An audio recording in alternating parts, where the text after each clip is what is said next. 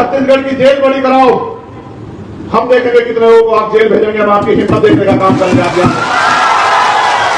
और इसको आप आग्रह मत समझना, ये मेरी चेतावनी है सरकार को।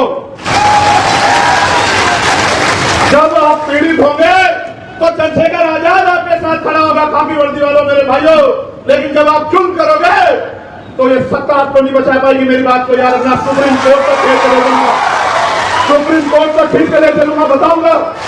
सड़कों पे नहीं नाम, पार्लियामेंट में भी है। और वचन देकर कहता हूं, जिस दिन दोबारा सेशन चलेगा इसी महीने में, सबसे पहले यही मुद्दा सदन में उठेगा और सरकार से जवाब मांगा जाएगा। दोनों हाथ जोड़ बताओ कि आपको लगता है हम लोग कमजोर है? आपकी वीडियो एविडेंस नहीं है क्या कि आप जूतों में पीट रहे, गिरा गिरा के लाठों में पीट रहे? आपको किसने दिया पीटने का? पुलिस का काम पीटना कब से हो गया? किसने अधिकार दिया? कौन से एक्ट में लिखा के पुलिस पीटेगी? गुंडागर्दी करते, गुंडागर्दी करो। आपको क्या लगता है आपके दिए जख्म हम भूल जाएंगे?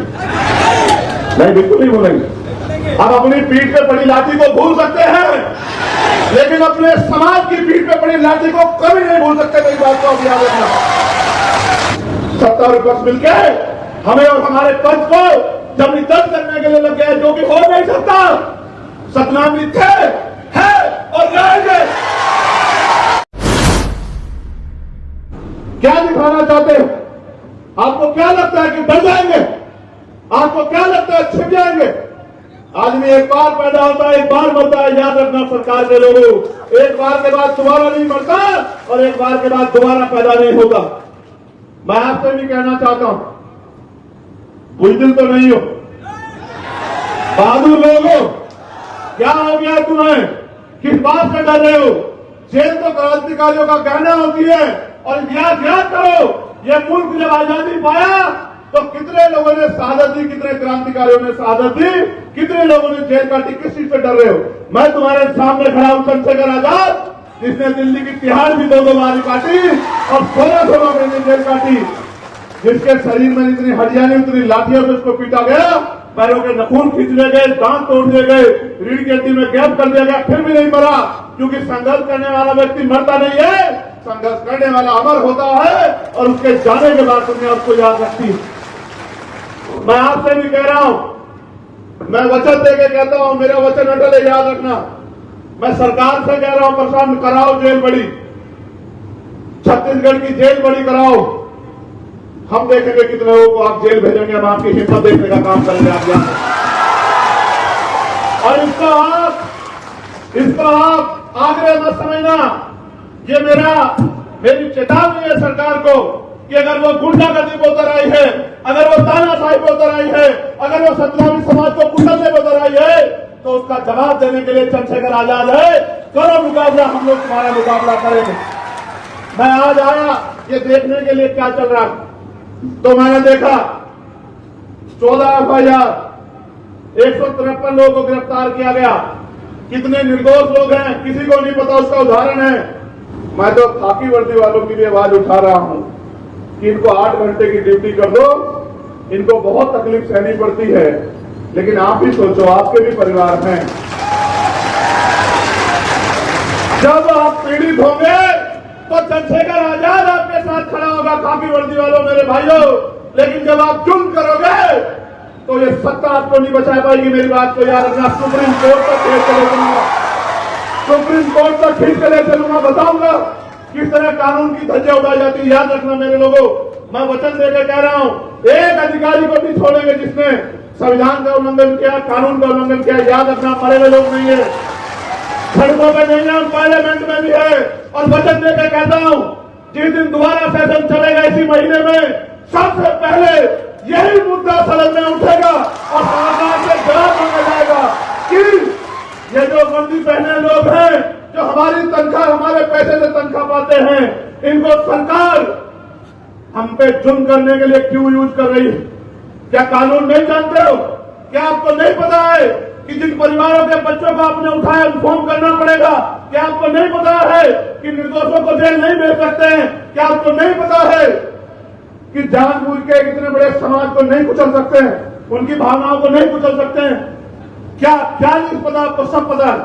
लेकिन आप सत्ता के आगे कमजोर पड़ गए हो। मैं आपको बल देने के लिए आया हूं कि घबराओ मत पुलिस के साथियों, मैं आपके साथ हूं, ईमानदारी से काम करूं। लेकिन याद रखो, आपके भी परिवार हैं। कल जब अपने बच्चों में जाओगे तो कैसे उनसे आंखें मिलाओगे? जब किसी गरीब के बच्चे को, निर्दोष को पीट पीट के जेल भेजोगे, कैसे आंख मिलाओगे? सोचो, यही प्रदेश होगा। कल आपके बच्चे से कोई गलती हो जाए या ना भी गलती हो और उसके साथ ऐसा जुल्म हो, कैसे बर्दाश्त करोगे? आप भी तो पिता, क्या अपने बच्चों पे होते जुल्म को बर्दाश्त कर पाओगे? खाल खींच रहे हो मेरे लोग। ऐसा लगता है कि उनका कोई वाली वारिस नहीं है, उनका कोई भाई नहीं है, उनका कोई परिवार नहीं है, उनके लिए लड़ने वाला कोई नहीं है। हो सकता है छत्तीसगढ़ के नेता आंख खींच सकते हैं, लेकिन दिल्ली में बैठे हम लोग आंख नहीं खींच सकते। मेरी बात को याद रखना। सबसे ऊपर है कानून और कानून से ऊपर है संविधान। कोई संविधान से बाहर नहीं है। अगर मुख्यमंत्री अपराध करेंगे तो कानून उनको भी सजा देगा, और अगर गृह मंत्री अपराध करेंगे तो कानून उनको भी सजा देगा।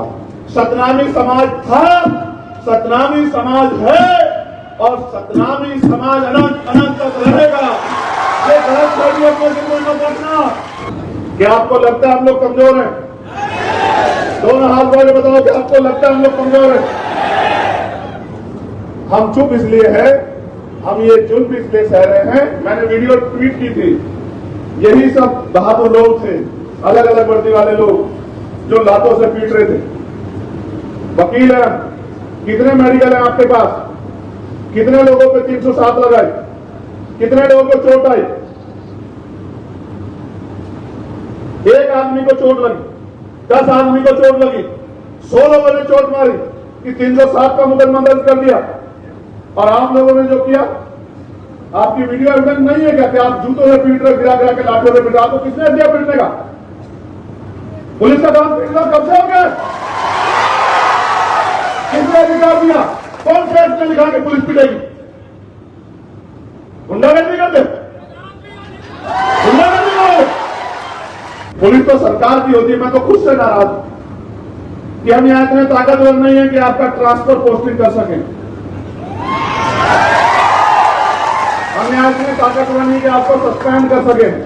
हम यहाँ इतने ताकतवर नहीं कि आप पे मुकदमा लगा के आपको जेल भेज सके। हम अभी इतने ताकत नहीं है पॉलिटिकली। लेकिन आपको क्या लगता है, हम तो वहां भी उतने ताकतवर नहीं थे जहां हम ताकतवर बने। आपको क्या लगता है कि हम हमेशा ऐसे रहेंगे? आपको क्या लगता है आपके दिए हुए जख्म हम भूल जाएंगे? नहीं, बिल्कुल नहीं भूलेंगे। हम अपनी पीठ पे पड़ी लाठी को भूल सकते हैं, लेकिन अपने समाज की पीठ पे पड़ी लाठी को कभी नहीं भूल सकते। मेरी बात को आप याद रखना। और जिन निर्दोषों को आपने गिरफ्तार किया है उनको छोड़ दो बिना शर्त के। इसमें सबकी बधाई, वरना फिर आंदोलन होंगे। और इस बार आंदोलन अगर छत्तीसगढ़ में हुआ तो उसका प्रचार करेगा चंद्रशेखर आजाद गांव गांव घूमकर। सत्ता और विपक्ष मिलकर हमें और हमारे पंच को जबरदस्त करने के लिए लग गए, जो कि हो नहीं सकता। सतनामी थे, है और रहेंगे।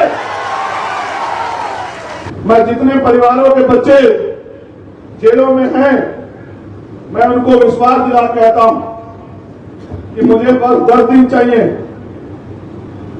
मैं देश भर में अपनी तैयारी करूंगा और अगला आंदोलन जो पिछली बार दिल्ली में हुआ था वो इस बार दिल्ली में नहीं होगा, वो छत्तीसगढ़ में होगा। छत्तीसगढ़ को भी पता लगनी चाहिए। और वो आंदोलन में अनिश्चितकालीन होगा। वो आंदोलन तब तक चलेगा जब तक ये जुल्म खत्म नहीं होगा।